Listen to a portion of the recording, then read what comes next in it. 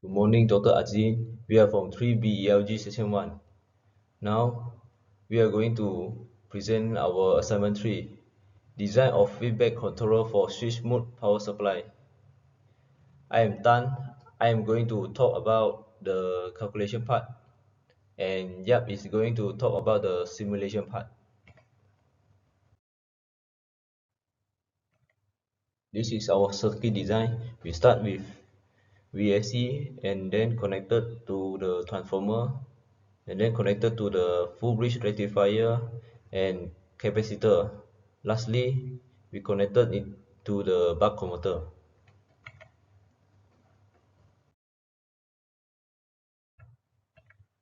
For calculation part, the DC output voltage must in the range of 0 volt to 32 volt.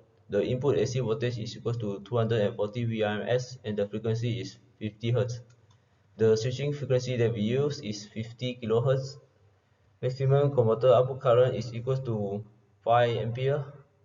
The output voltage ripple factor must not less than or equal to 3%. The transformer ratio that we use is 8:1. To calculate V2, the formula that we use is N1 over N2 is equal to V1 over V2. So we get the V2 is equal to 30 VRMS. To calculate Vin, we use the formula 30 VRMS. 30 times 2 is equal to 42.426 volt. IL is equal to 5A. To calculate the duty ratio, D is equal to V out over V in. So the D minimum that we get is 0. The D max we get is 0.7543. To calculate the resistance value, R is equal to V out over IL. And we get 6.4 ohms. For L min, 1 minus D times R over 2F. And we get 15.7248 microhenry. For inductor value, 10 times L min. And we get 0.1572 millihenry. To calculate the capacitance value, R is equal to 1 minus D over 8 LCF square. Must not less than 0.03, and the capacitor value we get is 2.605 microfarad. For IL max, we use the formula IL plus ripple inductor current over 2. For IL min, we use the formula IL minus ripple inductor current over 2. And the value of IL max that we get is 5.5 ampere. For IL min is equal to 4.5 ampere. The ripple output voltage is equal to RVO, and the value we get is 0.96. This is PWM block diagram.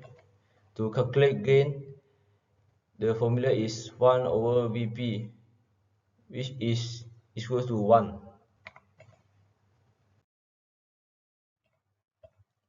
This is our block diagram for buck converter.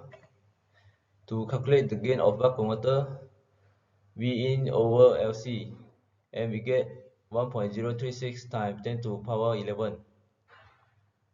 This is the transfer function of buck converter that we get. This is the table for the calculation value and simulation value, and the percentage error between calculation value and simulation value. All the value that we calculate is similar to the simulation value, and the percentage error is not greater than 3%. Only for duty ratio, the percentage error is 23.62. This is because some losses in power switch. That's all for me. Thank you. Good morning, Dr. Azidin. I'm Yahweh from BEKE Section 3 Group 1. Today I'm going to explain about the MATLAB simulation part for this assignment. So let's move to the MATLAB. So after we have calculated all the values, we have to insert the parameters such as the value of resistor, capacitor and inductor into the transfer function. Then after we have obtained all the transformation gains for PWM, gain for buck, we can run the simulation. First, we have to obtain the transfer function of buck plus PWM. So let's make this an open loop and remove this. Okay, we run the modern linearizer.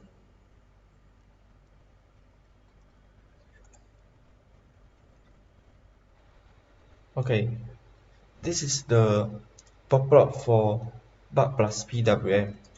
So change to kilohertz.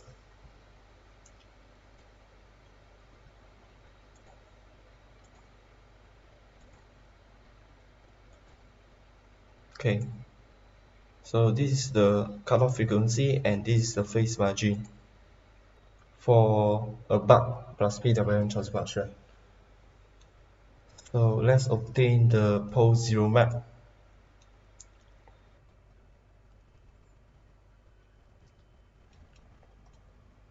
This is the pole zero map for a buck plus PWM transfer function. So this is the 0 and this is their pole. Okay, first, in order to get a stable controller, we have to choose a point between the zeros and poles. So we are choosing 60K for our 0 and Ki is at 10,000 and the KD will probably set to 0. So we use the formula and we obtain Kp is equal to 0.1667. So let's insert the values.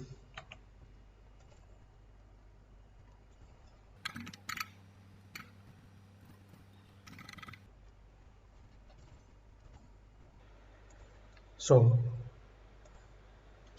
after we have obtained Kp and Ki, we have to change the open loop input.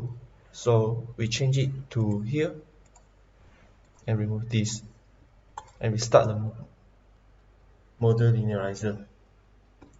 Let's see the pop plot and also the pole zero map.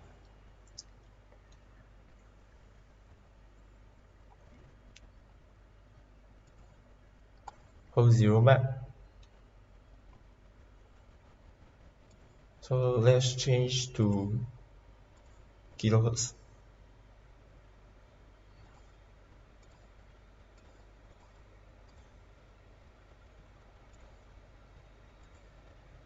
Okay, so this is the buck plus PWM plus PI controller when Kp equals to 0.1667 and Ki equals to 10,000. So we observe that the phase margin is not in the stable region, so we have to make some modification in order to improve the stability of a controller.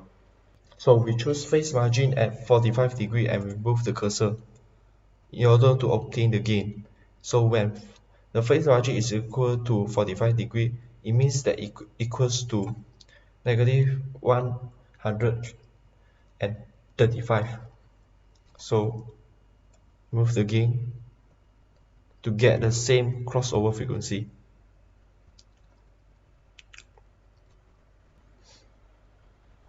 So we obtain when the frequency is equal to 7.23 kilohertz and the gain is equal to 19.9 dB.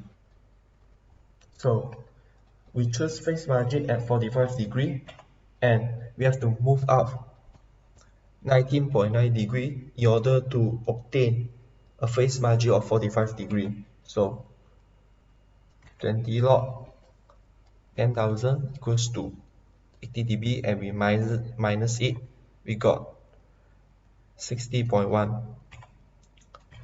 And by following the sequence, and we obtain Ki equals to 10,011.58 and our Kp equals to 0.0169.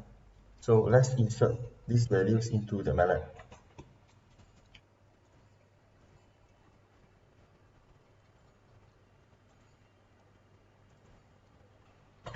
0.0169 and 1011.58.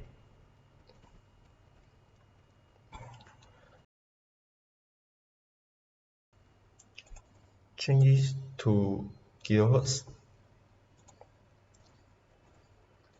So this is a block diagram for a PWM plus buck plus PI when Kp equals to 1011.58 and Ki equals to 0.0169.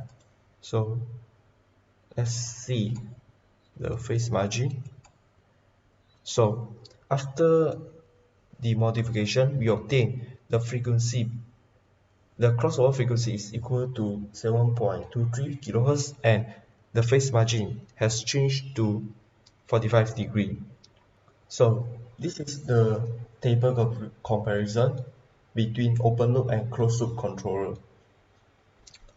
So we observe that before modification, it means that is an open loop transfer function and this is a closed loop. So before multiplication, it is 52 kilohertz, which is not good because it's greater than the switching frequency. Theoretical, it should be less than 50 kilohertz. So after multiplication, we obtain 7.22 kilohertz. So it becomes stable, and the phase margin before multiplication is between 30 and 90 degrees, which is stable consider. So before multiplication is 37.4 and after multiplication it becomes 45 degree and the gain margin is equal to 7.76 dB, which is not good because it should be a negative value to obtain a stable controller. So after multiplication it becomes negative 18.2, which is stable because it is a negative value. On the post zero map, the post and zero should be on the left half plane.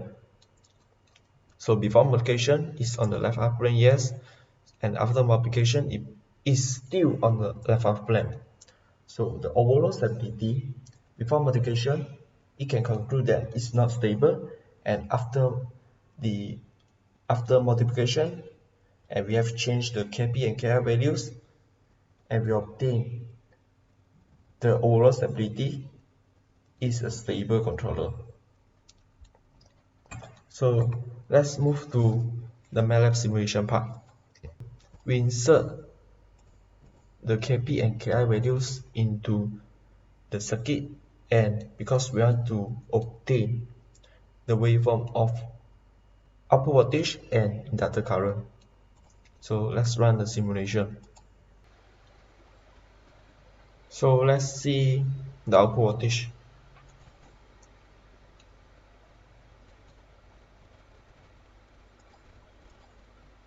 Okay, this is the output voltage when we have inserted the Kp and Ki values. So let's zoom in. So this is the output voltage, maximum output voltage, and this is the minimum output voltage.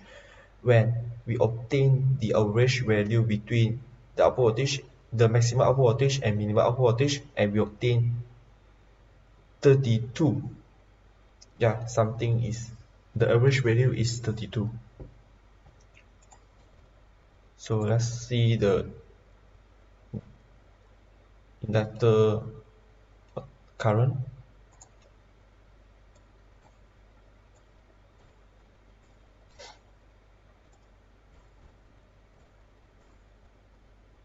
So this is the waveform.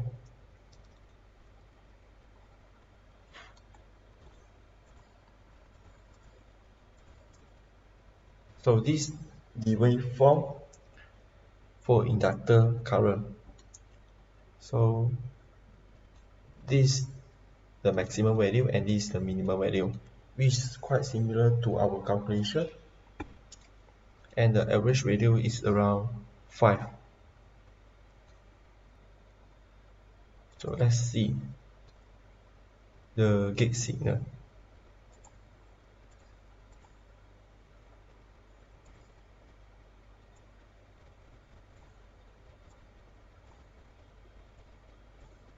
So this is the gate signal. Okay, this is the yellow signal shows the switching frequency or carrier signal, and the blue indicates the feedback signal. So it is actually a sinusoidal waveform, a small sinusoidal waveform.